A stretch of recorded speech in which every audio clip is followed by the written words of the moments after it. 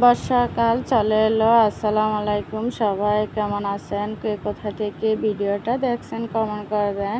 তো এইখানে তো প্রচুর বৃষ্টি হইতেছে, বাংলাদেশের অনেক জায়গাতে প্রচুর বৃষ্টি, ঘর থেকে বাইরে হওয়া যায় না। তো কী করার, বৃষ্টির দিনে তো বৃষ্টি আসবে। যখন বর্ষাকাল চলে এসেছে, এখানে ড্রাগন ফলটা কেটে পোকা দেখতে পেয়েছি। আপনারা সাবধানে ড্রাগন ফলটা বাজার থেকে আনলে একটু দেখে শুনে খাবেন, কারণ এখনকার ফলের মধ্যে বেশিরভাগই আপনার পোকা থাকে। আম বা যে কোনো ফল দেখে শুনে খাবেন।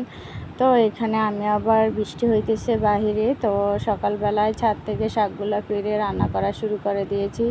নদী থেকে তো তাজা এখনকার নতুন পানিতে তো অনেক ধরনের মাছ পাওয়া যায়। তো এখানে অনেকগুলো মাছ নিয়ে আসছে। তো এখানে আবার মিষ্টি আলুটা ঘরে রেখেছিলাম কিনে। তো এখানে দেখেন কত সুন্দর গাছের ফুরকিগুলো হয়ে গেছে। তো এখানে আবার শাক ভাজিটা করে নিলাম।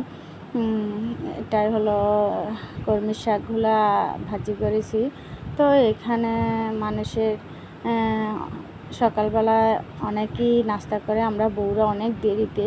বউদের সব খানাটাই আমি মনে করি, প্রত্যেক বউদেরই মনে করি আপুরা সবার লাস্টে পরের বাড়িতে খেতে হয়। কিছু করার নাই, সংসার, বাচ্চা, স্বামী, সন্তান, শাশুড়ি, ননদ সবাইকে খাওয়াইয়ে তারপর নিজেরা খেতে হয়। তো আমিও কী করব, তাই করে নিলাম।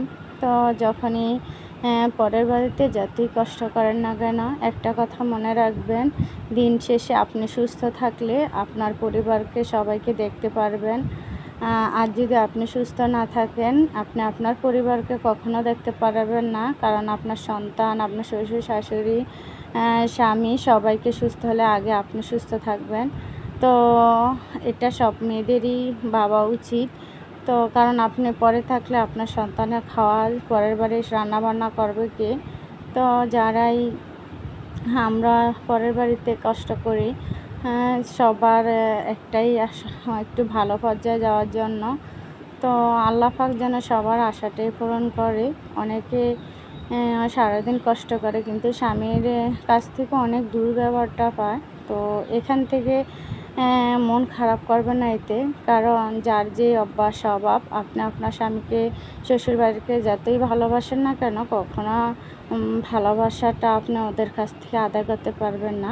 কারণ এর অর্ধেক যদি আপনি বাপের বাড়িতে আমরা করি, তাহলে আমরা তার থেকে অনেক 10 গুণ ভালোবাসা বাবা মার কাছ থেকে পাই।